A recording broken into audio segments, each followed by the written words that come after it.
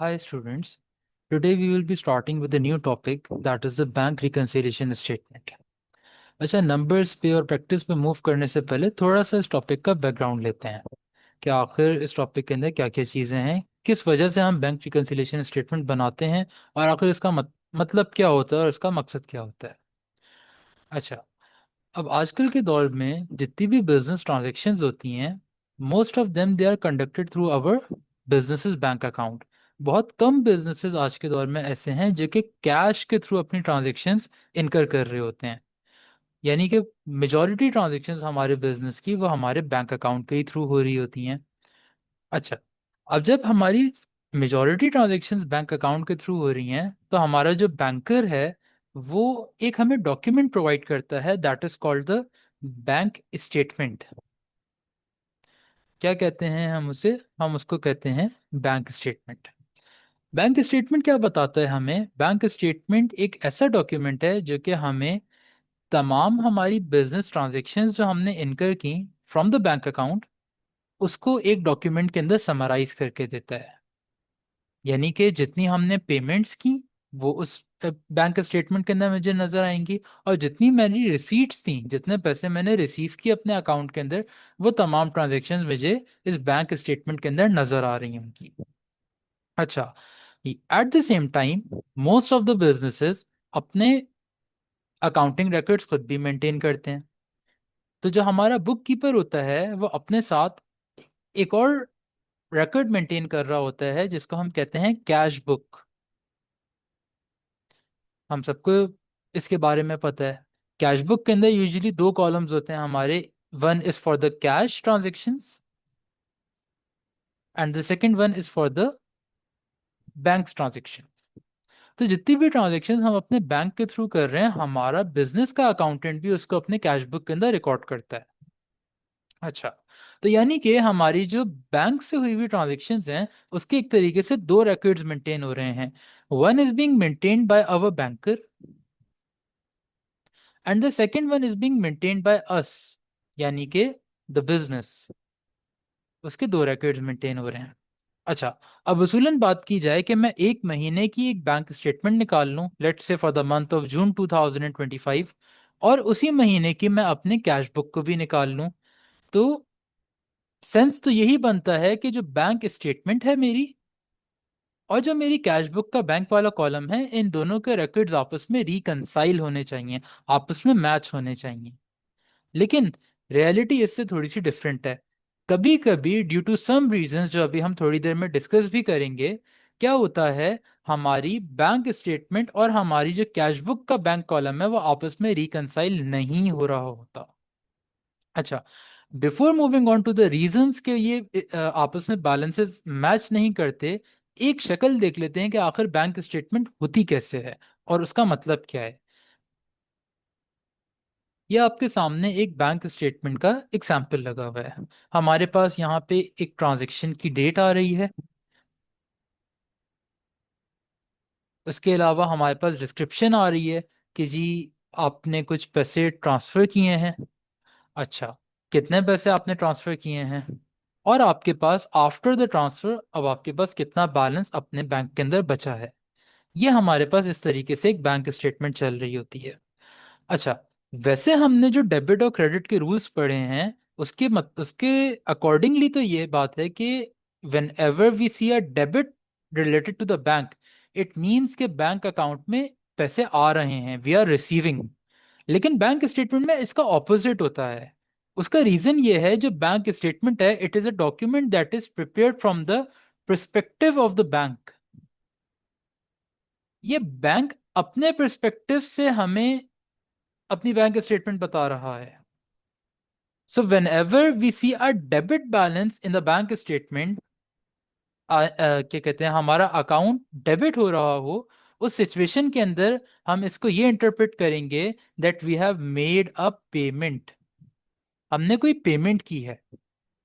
And secondly, whenever we have a receipt, जैसे यहाँ पे लिखा है money receive from Anees Rahman, तो ये जो पैसे हमने रिसीव किए, 15,000 रुपए, ये हमारे पास क्रेडिट कॉलम में नजर आ रहे हैं। तो जितनी भी बैंक स्टेटमेंट के अंदर रिसीट्स नजर आएंगी, जितने भी पैसे मुझे मिलेंगे वो मेरे क्रेडिट कॉलम के अंदर रिफ्लेक्ट होंगे। वाई?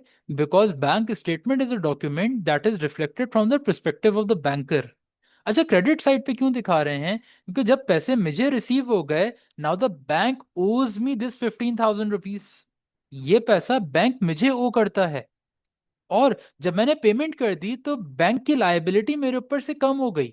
अब मैंने 30,000 रुपये किसी और को ट्रांसफर कर दिए ऊपर वाली सिचुएशन में 3 जनवरी को। तो क्या होगा? 3 जनवरी को जब मैंने वो पैसे ट्रांसफर कर दिए हैं, तो उस सिचुएशन के अंदर मेरे क्या कहते हैं, बैंक के ऊपर से एक लायबिलिटी हट गई है। बैंक को अब 30,000 मुझे लेस पे करने पड़ेंगे। Now the bank has a liability to me of 12,445 rupees. I hope ये बात समझ आ रही होगी। अच्छा, थोड़ा सा आगे बढ़ते हैं, अपने डिस्कशन को आगे लेके चलते हैं और बात करते हैं कि बैंक रिकंसिलिएशन स्टेटमेंट क्या होती है आखिर। हमने पहले ये समझा कि बैंक स्टेटमेंट क्या डॉक्यूमेंट है, किसका डॉक्यूमेंट है।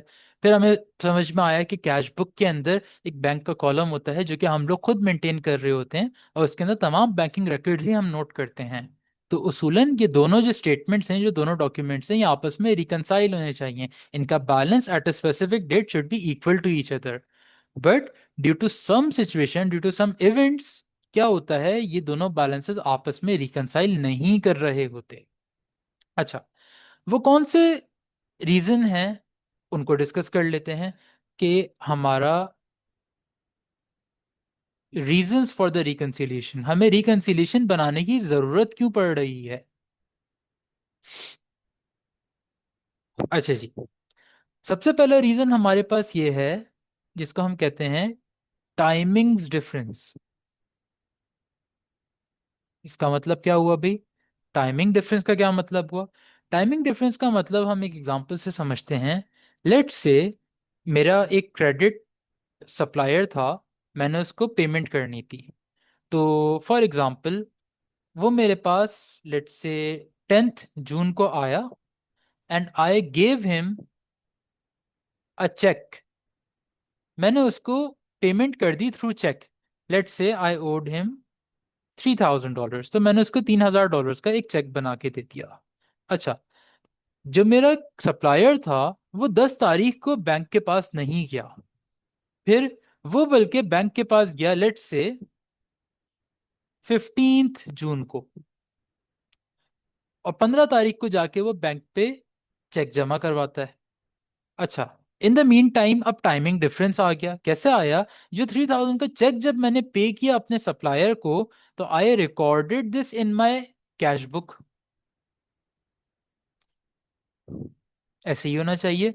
जैसे ही मैंने पेमेंट कर दी, मेरे हिसाब से तो मैंने अपने पैसे क्लियर कर दिए। तो जब मैंने उसको ये चेक दे दिया, तो मैं तो अपने पास एक जर्नल एंट्री रिकॉर्ड कर लूंगा, विच वुड बी कि मैं सप्लायर का अकाउंट डेबिट कर दूंगा बाय 3,000, और अपने पास बैंक को क्रेडिट करवा दूंगा बाय 3,000। लेकिन हो क्या रहा है, जो सप्लायर है वो चेक तो 15 तारीख को बैंक लेके जा रहा है। तो फॉर एग्जाम्पल मैं अगर 12 तारीख को बैंक स्टेटमेंट निकालूं और उसको रिकंसाइल करूं अपनी कैश बुक के साथ, तो वो कभी भी रिकंसाइल नहीं होगी। रीजन बीइंग, क्योंकि मैंने अपनी कैश बुक के अंदर 3,000 को क्रेडिट करवा दिया है, while at the same time ये जो $3,000 हैं ये अभी मेरे बैंक में से नहीं विड्रॉ हुए, नहीं ट्रांसफर हुए। इस वजह से $3,000 का डिफरेंस आ जाएगा। This is what timing difference is. ऐसी सिचुएशन को जो अभी हमने डिस्कस की, this is called an unpresented cheque. एक ऐसा चेक जो मैंने पे जरूर कर दिया है लेकिन अभी बैंक पे प्रेजेंट नहीं हुआ है। So it is called an unpresented cheque. अच्छा, अनप्रेजेंटेड चेक एक चीज हो गई। इसके अलावा और क्या हो सकता है? इसके अलावा हमारे पास एक और सिचुएशन होती है जहां पे मुझे कोई चेक देके जाता है। एक कस्टमर था, उसने मुझे एक चेक दिया, और वो चेक मैंने ले जाके बैंक में डिपॉजिट करवा दिया। ना यूजुअली बैंक का प्रोसेस ये होता है कि वो एटलीस्ट 24 आवर्स, समटाइम्स 48 आवर्स भी लेता है चेक को प्रोसेस करने के लिए, और वो पैसे थोड़े टाइम बाद जाके मेरे अकाउंट में डिपॉजिट हुए हुए रिफ्लेक्ट होते हैं। तो the period when I deposited the check into the bank, मैंने तो अपने पास कैश बुक के अंदर एक ट्रांजेक्शन रिकॉर्ड कर ली होगी कि यार मुझे मेरे कस्टमर ने चेक दे दिया है, तो इस वजह से मैं उसको अपनी कैश बुक में रिकॉर्ड कर लेता हूँ, बैंक के कॉलम के अंदर मैं वहां पे उसको डेबिट कर लूंगा। लेकिन अगर उसी डेट के ऊपर मैं अपनी बैंक स्टेटमेंट को जाके चेक करूं, तो वो अमाउंट मेरी बैंक स्टेटमेंट के अंदर रिफ्लेक्ट नहीं हो रहा होगा। तो जो वो अमाउंट रिफ्लेक्ट नहीं हो रहा होगा, अगेन उसकी वजह से एक डिफरेंस आ जाएगा। This difference is again a timing difference. लेकिन यहाँ पे अब अनप्रेजेंटेड चेक की सिचुएशन नहीं है, इसको हम बल्कि बोल देंगे this is an uncredited amount. ये ऐसा अमाउंट है जो मेरे अकाउंट में अभी तक क्रेडिट नहीं हुआ है।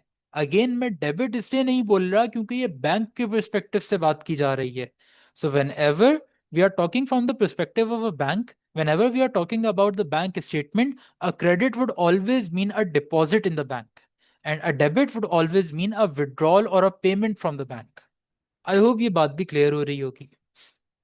अच्छा, जहां पे टाइमिंग डिफरेंस एक रीजन है बैंक और कैश बुक को रिकंसाइल ना होने का, वहां हमारे पास एक और रीजन मौजूद है। That is some items are usually not recorded in our cash book. किसी वजह से वो हमारी कैश बुक के अंदर रिकॉर्ड नहीं हो पाते। हम उनको भी डिस्कस कर लेते हैं। Items not recorded in cash book, किस किस्म के आइटम्स होते हैं ये? सबसे पहला हमारे पास एक जो बड़ा कॉमन है, दैट इज कि बैंक हमसे कभी कभी बगैर बताए हमसे कुछ चार्जेस डिडक्ट कर लेता है। या किसी सिचुएशन में हमारा बैंक का बैलेंस ओवरड्राफ्ट में चला गया हो, तो हमें बगैर बताए वो उसके ऊपर हमसे इंटरेस्ट चार्ज कर लेता है। तो ऐसी सिचुएशन में इट इज पॉसिबल जो हमारा अकाउंटेंट बैठा हुआ है बिजनेस का, उससे वो ट्रांजेक्शन मिस हो जाए, वो उसको रिकॉर्ड ना कर सके। उसकी वजह से कैश बुक और बैंक स्टेटमेंट के बैलेंस के अंदर हमारा एक डिफरेंस आ जाता है। इसको हम बैंक चार्जेस कह देते हैं, या फिर हम इसको कह देते हैं इंटरेस्ट। अच्छा जी, इसके अलावा और क्या सिचुएशन हो सकती है?